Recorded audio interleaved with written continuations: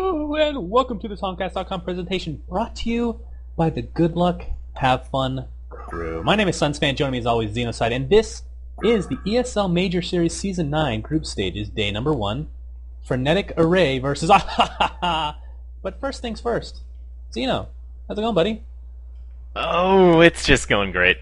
And by great, I mean at least it's sunny outside, which is a strange thing, given that it's wintertime here in rainy Oregon. And get to cast some Never games. sunny. You don't even have to mention that. It doesn't matter which season it is. It's not going to be sunny. Listen, we don't all have to live in a god awful desert of doom. I mean, it's the fitting. Sunshine State, all right? Fine.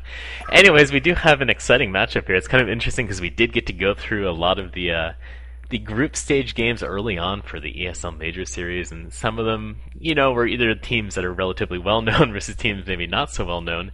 And I honestly did not know who really made up this ahahah team necessarily. I don't know what they're actually going to go by these days, but that's what they go by on the website, so we're going to stick with that. But you can see here they have a few players from old UNZ, which you guys probably remember. So they are definitely, I'm assuming, a Swedish team. And also, a player from the old Druids, different things like that. And Chessie, who I know we've seen around in the past. It's an amalgamation of players, basically. Yes, there you go. An amalgamation of Swedish players versus Frenetic Array, obviously from the land down under. So it'll be interesting to see who can take this team, as this should be a pretty good matchup here. Indeed, and the bands are already finished, so why don't we go over the others, big boy? We got Corrupted Disciple, Zephyr, Plague Rider, Polywog Priest, Torturer, Tempest, Tundra, and Amun-Ra. Do you see anything that catches your beautiful, beautiful eye, Xeno? Not really, actually. I mean, for the majority, these are bands that we see as... the one thing I want to point out is that you will see Plague Rider as the last ban every single time. And the one time that I've watched competitive, I don't remember how many games I've been watching recently. I've been plowing through all these crazy games, but there was one time that I saw Plague Rider not ban last, and he was first picked. So obviously Plague Rider, even with some changes recently, nerfing his whatever his armor spell is, still obviously basically banner picked every single game. Well, that's because he serves a very, very specific purpose in pushing back the lane, which not many heroes can do, but of course he has so many other things to offer, such as that armor spell, which we'll just call the armor spell, plus his amazing teamfight capability. So very, very awesome. I mean, Zephyr we've been seeing on the scene a lot lately, so that's not too surprising. Corrupted Disciple, though, we have seen him banned. I don't understand necessarily why. Maybe it's somebody in specific. We have seen him banned semi-consistently, but I don't remember seeing him, other than with Duskbin, really completely dominating a game lately. Maybe that's because we haven't even seen him play lately. So with that, we'll go on to the picks. For Fray, so far we have Magnus, Andromeda, and yet to be named 3 more to go. I mean, very, very standard, obviously Magnus and Andro. Alongside, I mean, the first pick Demented Shaman, though, what do you think about that? I mean, usually you see that picked up with a Zephyr, to be honest, or even an Amun-Ra, who are both happen to be banned this game. Yeah, Demented Shaman's a little bit an interesting pickup for a first pick, but I'm assuming that's going to fit into something of an aggressive kind of pushing strategy, maybe. We'll see what they decide to do there. It's not a bad first pick, but again, Demented Shaman's a hero that we've seen more recently, but not one of those traditional great first pick kind of heroes that you usually might see from a team. So I'm assuming they have a strategy in mind as they pick up Hellbringer here, who again has been a hero that it seems like he's fallen a little bit out of favor for some reason, but a hero that's still one of the better heroes in the game. Well, Hellbringer is an interesting beast in the fact that he was picked up a lot as more of a solo hero with the whole tri-lane strategies that people were going with. And now that they're kind of going away with that, he's been in some dual lanes, and he just isn't nearly as strong in a dual lane. Especially when he's not the farmer, because he's the one to end up pulling. He's not going to get any level. He's probably the most level-dependent hero. I mean, nowadays, you see him picked up, maybe not banned necessarily, because of the fact that he's basically just a glorified ultimate at the end of the day. His other spells are useful, don't get me wrong, but basically his main use is that 1-second Malthus stun that goes through Shrunken Head and all that good stuff. And they rounded out with a Slither pick, so very interesting. I do wonder if they're going to be going for some sort of a pushing strat, because Slither, although the wars aren't necessarily as strong as before, still very useful for pushing. I mean, just basically aggroing creeps and whatnot, keeping the lanes pushed. And I mean, They could really do a lot of things here, but that is my first inclination. My first, it's just a feeling I have in my sack, is what I'm trying to say. That they're going to be doing something. Well, we all know that's something that should be definitely trusted. It's basically your equivalent of your spidey sense. So, for the most part, it's kind of interesting on Fray's side because you started off with two very kind of safe traditional picks in Andromeda and Magnus for good stunnage and support. And then all of a sudden you throw out Electrician, who again a hero that you've been seeing picked up recently, but it's not necessarily one of those heroes that you see every single game in high-level games. And then we see Forsaken Archer, who, due to the recent changes in the balance patch, that's a hero that we've been very excited to see, and a hero that I thought would be maybe much more prevalent on the competitive scene, but I haven't really seen too much of Forsaken Archer yet, so excited to see that. Yeah, I expected, I mean, we say recent patch, how long has it been now? I don't even know. But I honestly expected her to be a first, like a ban or a first couple picks, like in the first couple rounds. But we haven't seen that, and it's not necessarily that she's not that strong, it's just maybe people are just so used to picking a certain way. Now, Only time will what tell do you think of the lineup here for ahahah on the Legion side? Wow, it's very... I'm not really quite sure what to make of that. It's a push strat. Well, basically. You have a lot of pushing strats, and then you throw in Pestilence out of nowhere, so you have some minus physical armor with, Pesty and Demented Shaman's ult, but on the other hand, you don't have that much physical DPS with the exception of Pestilence, so that just seems a little bit odd to me, I guess, as far as their lineup goes, especially when you first pick Demented, that kind of... Right. I mean, I think the pushing strat in general, with Rhapsody being nerfed, it's not going to be nearly as powerful, but also you have to keep in mind that they don't really have any minions that can take advantage of that other than their own creeps and Malphus, I guess, but that doesn't really count as a minion in my opinion. I'm talking about like spammable things like Balfagor and Keeper of the Force and things like that. But I mean, Pestilence, when I build a pushing strat, not that I'm a pro player, although I'm awesome. That's right, Xeno, I'm awesome. I hope you appreciate my silence right now. Yeah. Pestilence pickup really isn't that too surprising considering they need some sort of initiation that can dive past the tower once he gets that portal key and basically just do a donkey-donk amount of damage. But obviously this is a fairly early game team that needs to start pushing at a relatively early rate. And of course Demented Shaman is just going to, as you said, synergize pretty well with Pestilence. They're definitely going to lane together. I'm expecting actually Hellbringer to hopefully solo. I think Slither nowadays, since his wards are a little bit nerfed, like they, as opposed to what they were used to, probably is a little bit better in lane now than Hellbringer, just based on the fact that Hellbringer is so dependent on level 6. He's so dependent. I mean, not only is he dependent on getting levels, but he's really a hero that you do want to get some gold on because the value of having just a little bit of health, a little bit of, maybe like a bracer or two or something like that on a hero like Barbed armor. Our barbed armor. Very true. Just some basic items to increase his survivability just really helps out with his skills and his ability to affect the game going forward here. So, again, I honestly don't really like the makeup of this team overall, but we'll just have to see how it plays out as the game is well on its way. Yeah, I mean, it's not a traditional push strat, that's for sure. And it's really...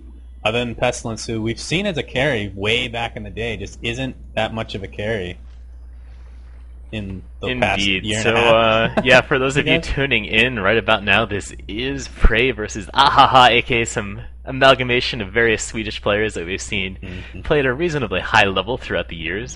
This is a xenocide casting with SUNSfan, for those of you wondering why you're not listening to the amazing and cuddly voice of Breaky CPK.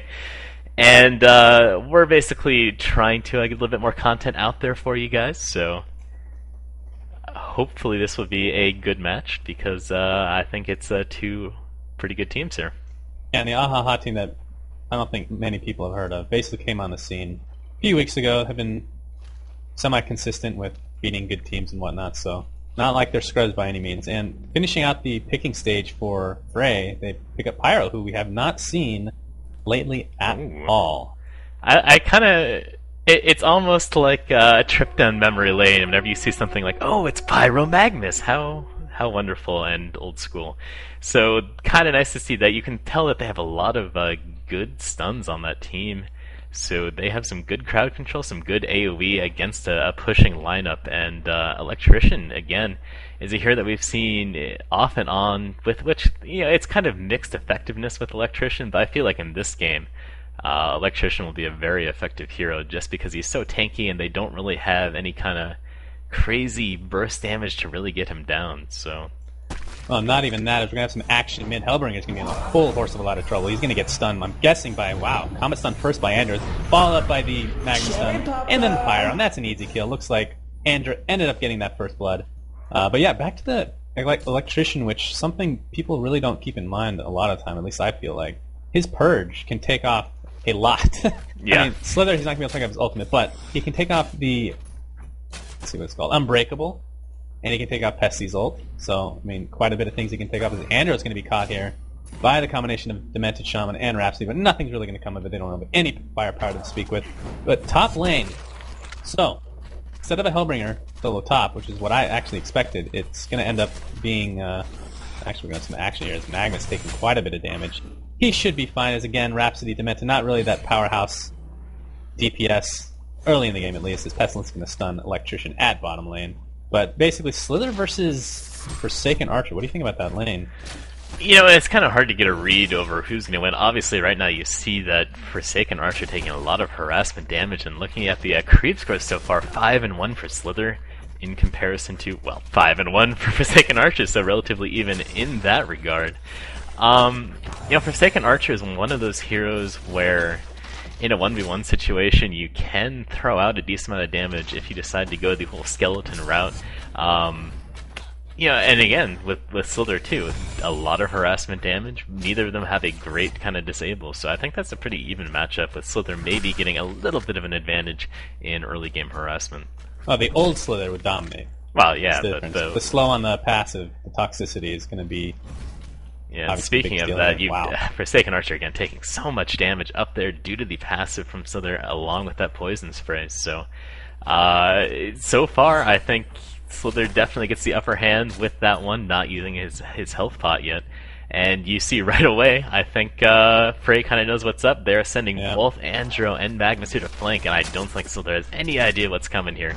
Forsaken Archer is definitely trying to get a little aggressive, maybe too aggressive here, as he doesn't want to go down, pops his skeletons, and here comes the cavalry, and Andromeda's trying to get up there. So he's like, oh god, just get me out of here, I just want to hide in the trees. There is the stun, another stun from Magnus, and I think that will be all she wrote for Slither, going down there at top. Oh, no, Andro, again. And Andro, 2 kills. Entirety of the kills Andro, there. No big deal.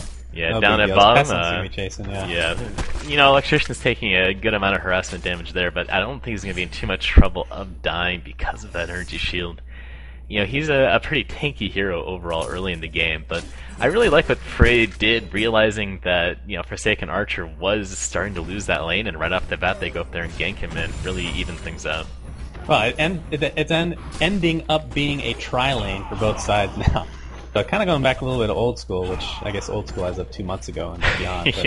But, interesting to see that ends up being that, as Pestilence is going to be initiating on Electrician. There's a heal from Demented Shaman. And Electrician's in quite a bit of trouble. He has a mana shield that he could use to perhaps tank this a bit. He's going to actually choose to go River, though. Yeah, I mean, Pesty doesn't have a snuff for a stun, so he might be able to sneak away here. Does have boots, though, does Revy, and I think that will be all she wrote as well for... Oh, and the heal. Another Pyro's actually taking quite a bit of damage. Looks like he can go down to the Slither. But yeah, another kill for yet another support on both sides now. And it's a 2-2 right off the bat, only 4 minutes into the game, so a good amount of action, really, for a game where, you kind of had some roaming, not too much as far as tri-lanes playing. Actually, in the lane of Slither's sort of getting caught out, maybe in a little bit of trouble, but he gets his Venomous Gale onto 2 people. Even if they double stun. And really, level 2 for both Andromeda and Magnus, they just don't output that much damage right now. But we really haven't talked about the Hellbringer, who I said wasn't soloing top, and in fact is soloing mid against this Pyro. And not really a normal matchup we see. I do like to see Hellbringer in the solo lane, obviously, as we talked about beforehand. What do you think about that lane in general, though? Well, those are both 2 heroes that you like seeing, getting a little bit of farm and getting levels. Obviously, Hellbringer The main reason why you want to get him to 6 is maybe to force some team fights and get him a little bit of tankiness right off the bat. On the other hand, with Pyromancer, getting level 6 allows you to get his ult early, which is just a great spell for going around ganking and getting some early kills.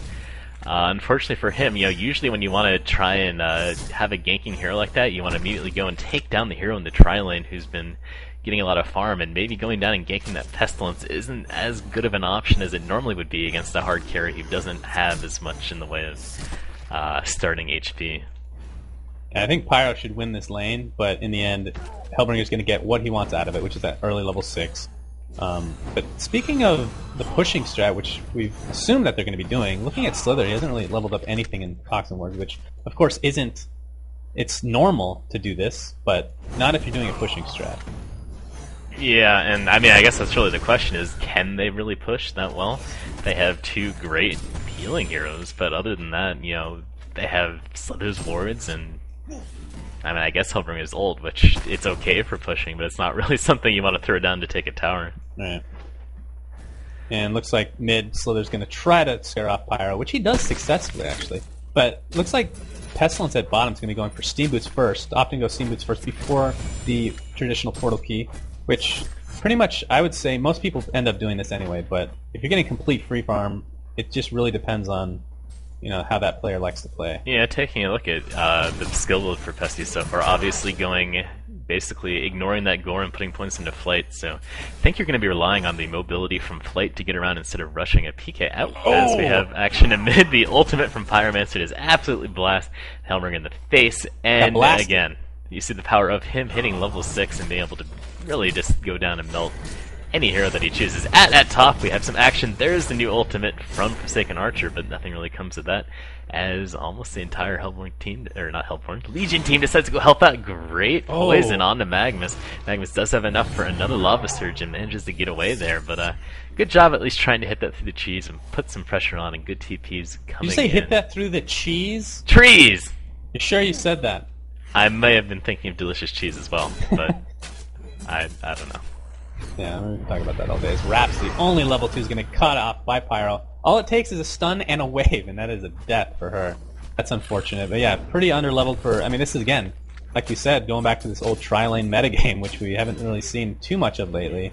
But basically the downside of this is for the support heroes that end up getting absolutely raped on levels.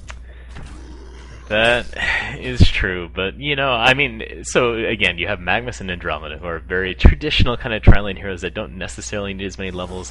Obviously, with Magnus especially, you want to make the transition, once you get to mid-game, to him getting a little bit of farm so he can work towards his portal key. As he initiates here onto Slither, we'll see if Slither has enough to get away. I think he does, as he throws down his fray onto Andromeda. Is going to look to maybe turn this around here, doing a lot of damage. And again, without anyone else there to help out, they just don't output enough damage to really do anything to Slither at this point in the game. Well, his first reaction was to run away. They're like, oh my god, you're level 2. I should just auto-attack you and rape your face. So, essentially what happened. But yeah, not too much follow-up, since they only have Magnus up there. But Pyro, at level 8, who's been bottling these runes semi-consistently now, can pretty much... I mean, let's see how much money he has. See, that's the problem with some of these here that have alt avatars. When it's a he and a she, I just call it the opposite every time. You've somehow gotten into this pattern of being unable to identify what gender every single hero in this game is. I'm not sure what's up. It all goes back to Dota. I'm so Dota. happy that I haven't seen you strolling the streets for prostitutes, because I feel like that's going to end in an absolute disaster for you there. That would be pretty bad, as Pyromancer is trying to harass Mr. Hellbringer a little bit too much here. Mention I'm not really going to be able to help too much. Yeah, it all goes back to the original Dota. I used to think Lich King was a woman because God, see, I did it again. He wore like a dress. I just could not get past that. It's a robe, or whatever you want to call it. You do the same thing with Torture in this game, so I think... Actually, that's true. I mean, Torture, come on, that's basically a woman. I've come to the conclusion that if I put on a dress or a robe, you'd just be all over me. Yeah, it's kind of a scary thought, to be perfectly honest. Anyways, yeah, we do have an ult being used by Hellbringer, as well as a stun from Pesty, positioning himself very well to get the kill. There it goes, as Slither ends up taking it down, that Pyromancer in mid. So, yeah, good job by them picking someone off, but you end up using the Hellbringer ultimate basically for one kill. We'll see if they can get in here and defend the tower now. And this will be a good test of their ability to push towers early. As you see, Malphus is already dead, and there's your pushing power. So, yeah. Speaking of pushing power, the Hellborn team takes down Tier 1 Tower Top, so at least they get that. And I mean, see if Legion can actually get this out. I don't know if Hellborn can actually defend here. There's only a level 3 Andro with Striders. I have to look up that name. But they actually are going to get the tower. So a little bit late on the defense there from the Hellborn team, but here comes the follow. Nice mini stun there. And it looks like Pestilence taking quite a bit of damage. He's going to get away. Yes, it looks like he is. Electrician in the meantime. Wow, I get Tyro back already. I guess it's really low cooldowns there. I just going to have 2 deaths for Legion's side. And now the chase is going to be on like Slither. He doesn't have any mana. He gets separated from the pack here, and he's going to try and juke through the trees. Actually does a good job, and we'll see if he... Oh, barely gets caught at the very tip of that barrage of arrows from Forsaken Archer, so does not manage to sneak away. Poor little cuddly guy. Yeah, and if we do look at the farm now that we are over the 10-minute mark, we can kind of see who did a good job farming. 63 and 18 for Forsaken Archer, basically kind of being left alone up there at that top lane for the Hellborn team, whereas on the other hand, you know, you had some decent farm, I guess, for Pestilence, but he is only 35 and 11, which is not great. So right now, you know, again, if you take a look at the little fun bars of golden experience, you have a substantial lead right now for the Hellborn team. Yeah, and one thing to note here, as Tier 1 Tower is going to get killed mid. I mean, basically, Hellborn is out pushing Legion at this point, which really isn't what you need. I just want to note real quick that people that are watching live won't notice this, but anybody that's going to be watching the VOD, my experience gain and gold gain are completely messed up. If you're looking at those stats, they are completely wrong. Like right now. So what is your experience and gold difference?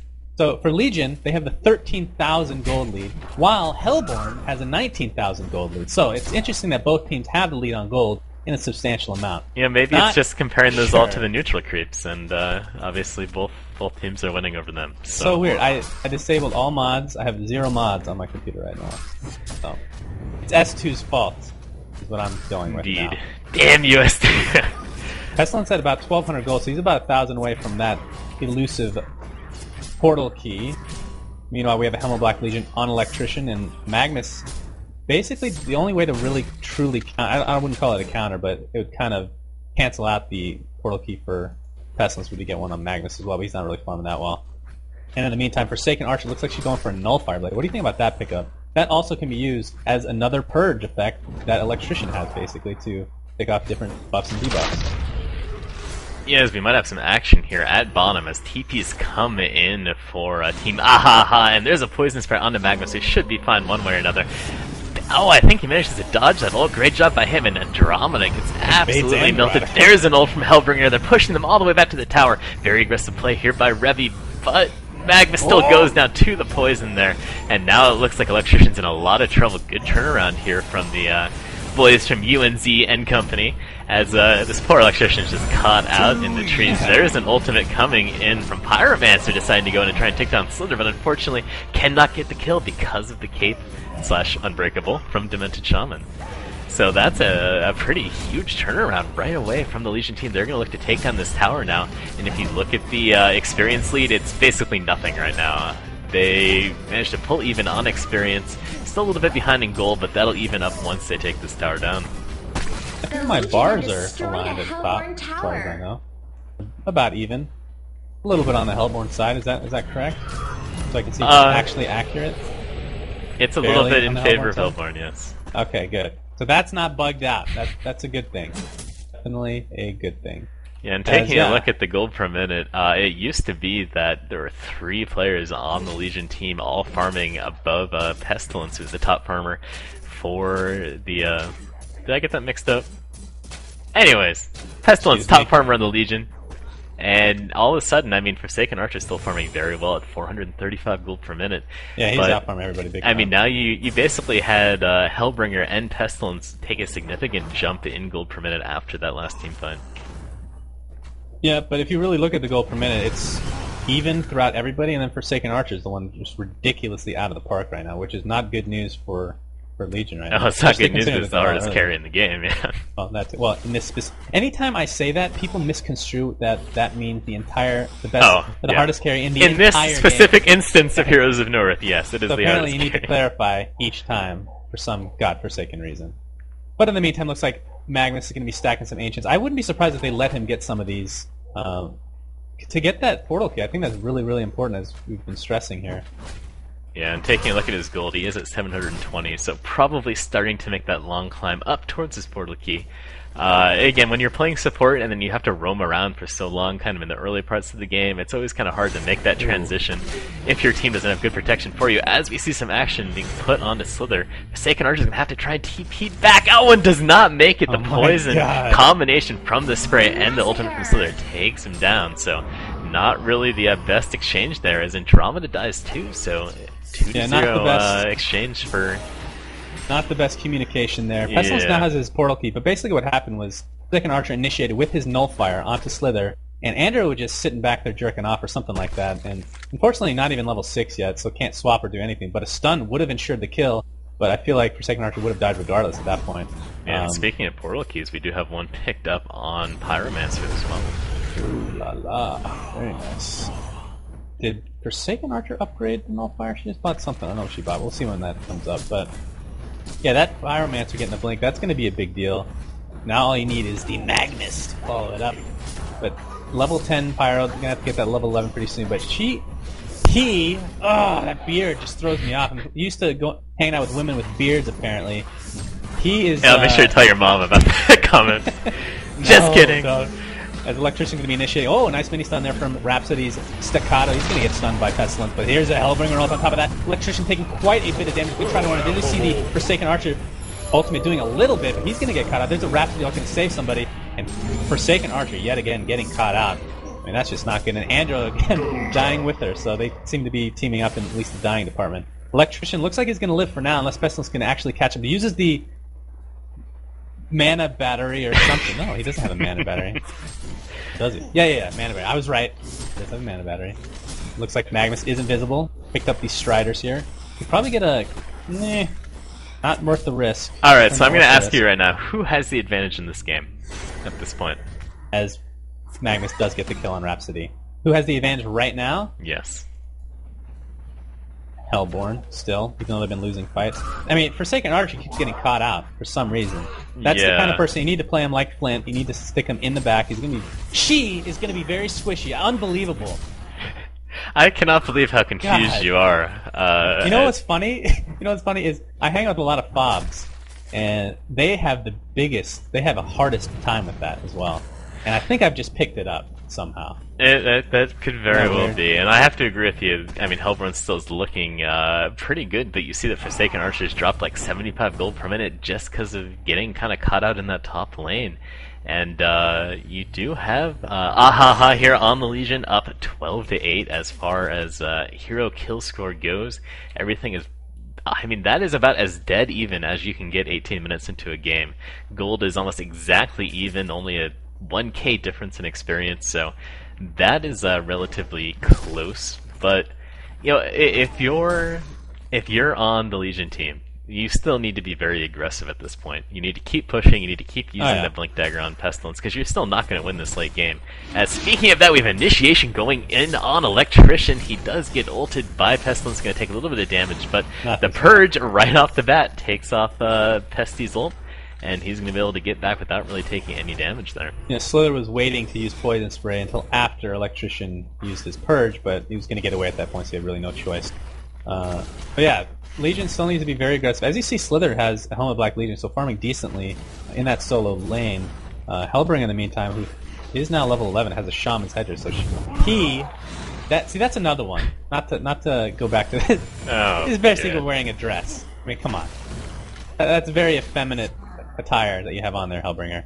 Either way, though, he does have a Shaman's Headdress, so he's going to be somewhat tanky now, especially with that Void of his. Now, Forsaken Archer still hasn't upgraded the... Looks like he's going to be going for some lifesteal, actually, which is interesting. Now, something that we've talked about ad nauseum is Splitfire, which is very underrated. Basically, a a range version of Rune Cleaver, which, if you really think about it, is ridiculous, especially when you consider that 3 shots are going to be using orb effects if you have an orb. And yeah, and it's kind of interesting now to see people sort of go back to these builds actually utilizing the split shot with kind of the items that they pick up. I remember when Forsaken Archer first came out, I'm like, yeah, I'm going to get Lifesteal and a Thunderclaw and all this crazy stuff, and it's going to proc and be awesome. And one that died because nobody played Forsaken Archer in competitive games for obvious reasons, which is she just wasn't that great of a carry. But you know, people basically went away from getting split shot altogether, and I think between the buff to split shot and being able to channel your ult, you know, through an illusion, I'm hoping to see some Forsaken Archer being played more competitively. Well, the thing about split fire is we're gonna have initiation on a pyro at top. Gonna be a pretty easy kill. Nice stuns there, and I think, did he steal that? Yeah, Slither stole that kill. Cuddly Slither. But the split fire before, in case people aren't aware of this, the main shot, meaning the middle shot, did not do full damage. So that was the main thing that people hated about it. Now, like even now, if they had 100% on the normal shot, and if he had 5 damage on the side shots, I would still like it, just because it procs everything. Like with Savage Mace, you can proc 3 at once, basically, on each shot. Or 1 on each, I should say. But of course, it's going to be doing extra damage as well, like I think 65 or something percent. It's not 100%, but either way, there's like basically no downside to doing other than pushing the lane. It looks like Tier 2 tower is going to be pushed by this amazing pushing Legion team, who are going to lose the tower at bottom. Unfortunately, it looks like it's going to be yet another trade for them. And, I mean, not exactly what you want to do when you're a pushing team, giving up towers left and right. Yeah, I mean, they did trade a Tier 1 for a Tier 2, so I think they'll take that in that regard. You know, I was kind of hoping to see maybe them rally up there at top and get some nice initiation. You had Magnus positioned up in the trees, maybe looking to pounce in with an ultimate. But nothing happened there. He does have his Blink Daggers, so that is 2 Blinks on their team. And I think, you know, while you do have Forsaken Archer, who can farm just amazingly with that split shot, you don't want to kind of get too passive and lose map control and then let them go around and kind of really just take control of the game as far as, you know, momentum goes. So, speaking of that, we do have another Tier 2 tower being pushed in mid, so they're just kind of keeping right up and saying, well, if you guys aren't going to defend it, we'll keep taking them for free.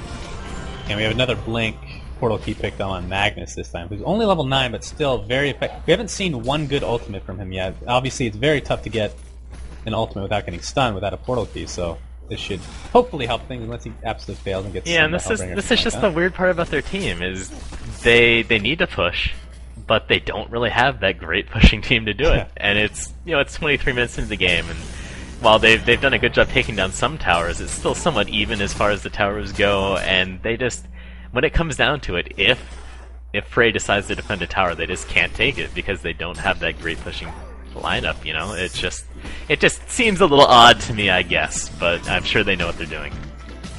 Drunken Head looks like it's going to be picked up soon on Pestilence, as well as Forsaken Archer, who's not quite as close to being finished as Pesty. Agnes bottles up an invisibility rune.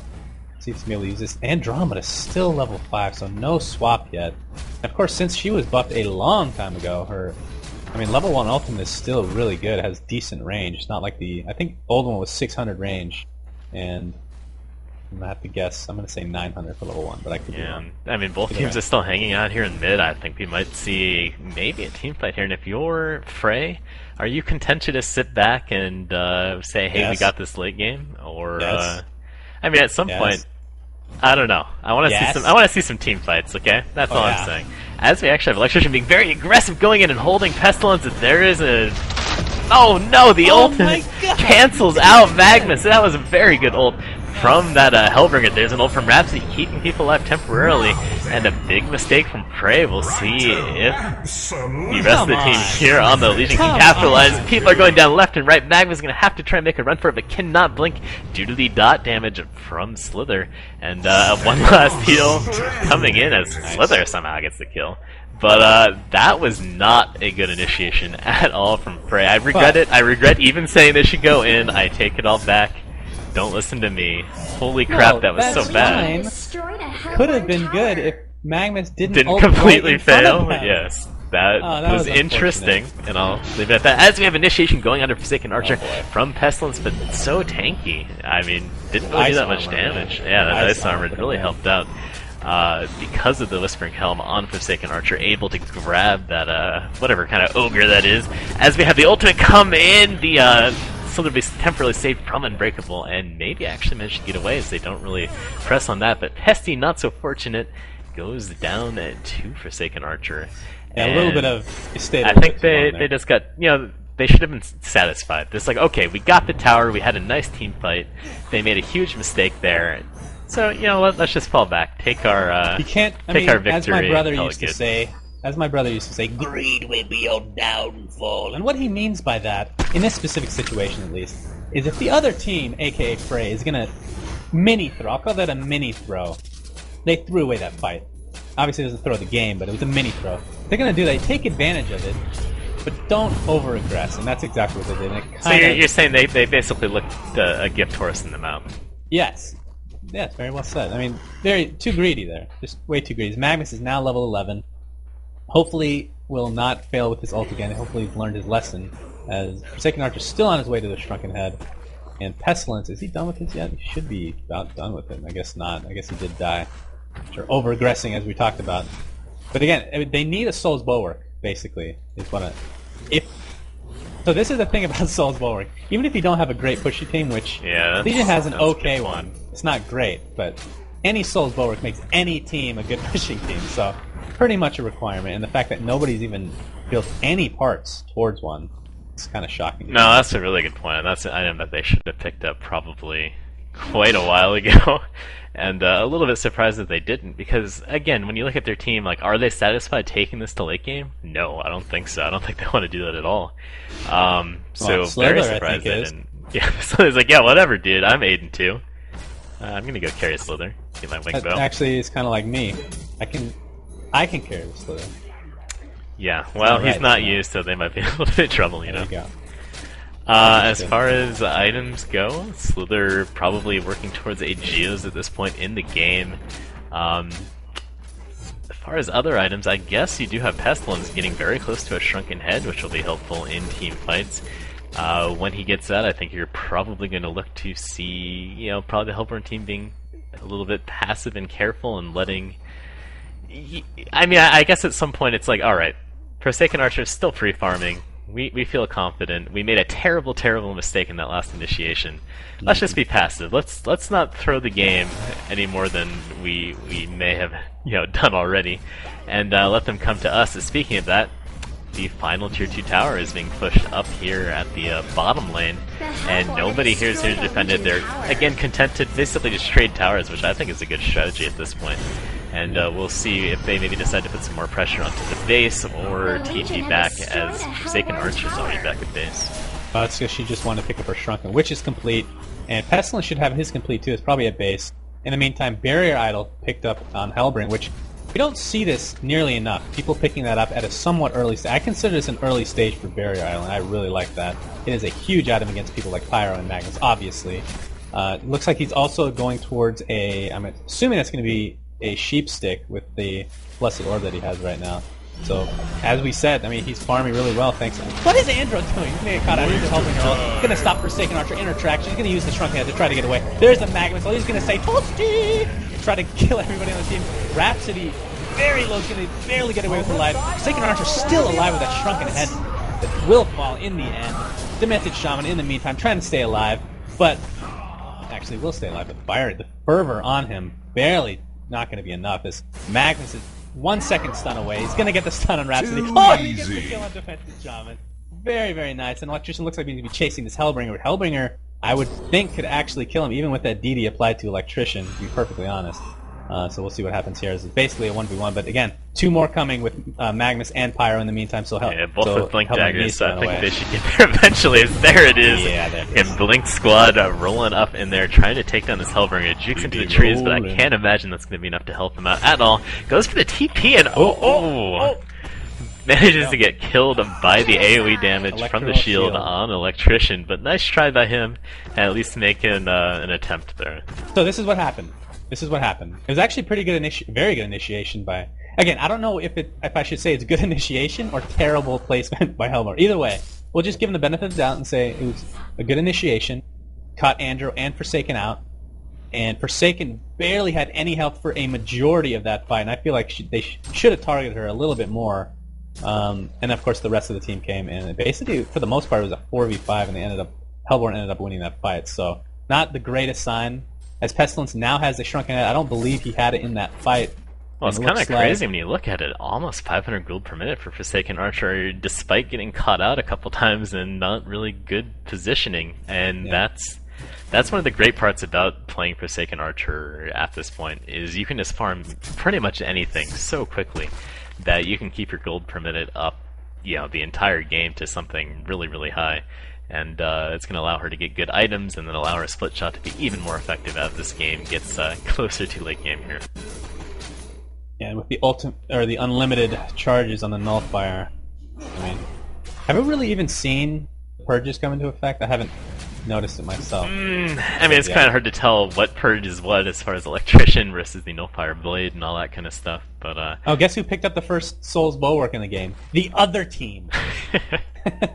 Well, electrician picks up one. I mean, it makes sense for them to get one too, with Obviously. all the minus armor from Pestilence and Demented Shaman. Although you can't really say that. Like, is there any situation where it's like, no, that doesn't make sense to get Soul's Bulwark? It's basically a required item. It's like getting boots, basically. Yeah. 1900 gold boots. Definitely required. Andrew's going to be stacking these neutrals for, I'm assuming, Mr. Forsaken. Oh, Electrician looks like he wants to have a part of this, actually, so we'll see if he ends up taking that. Andrew, I believe that's an illusion. Yes, going to scare Pestilence away. Pestilence is very scared right now. Going to be taking out those Snotter bosses.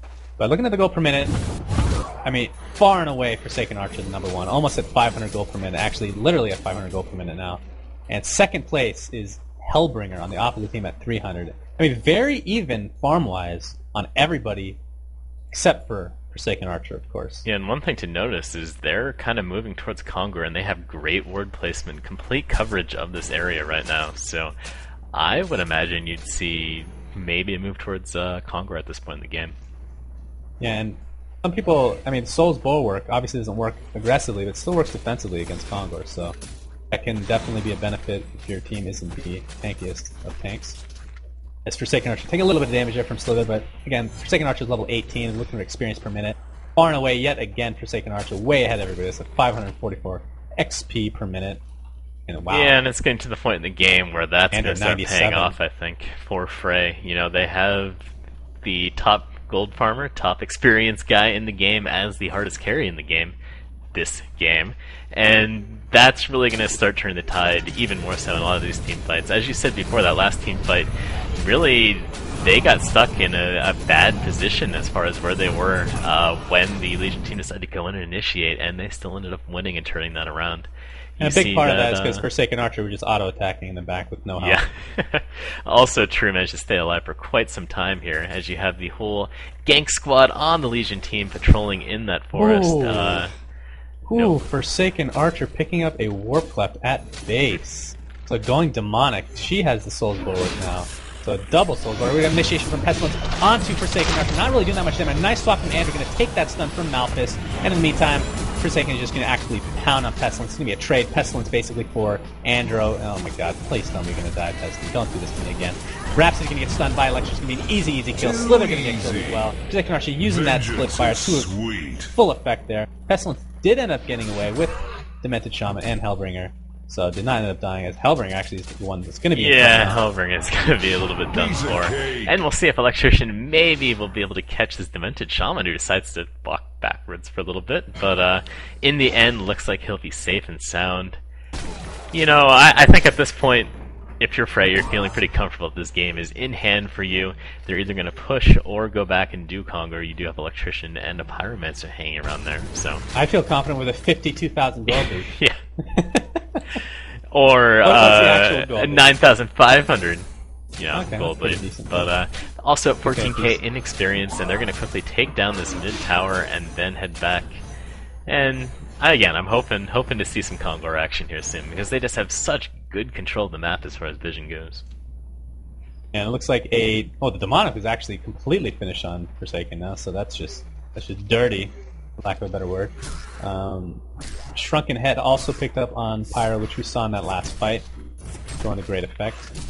And Tablet picked up on Demented. Yeah, and Shrunken Head is a little bit of an interesting item to see on a hero like Pyromancer, but he did do a good job farming away in mid, and when I look at the lineup, I guess, for the Legion team, Shrunken Head is good against that, but not great.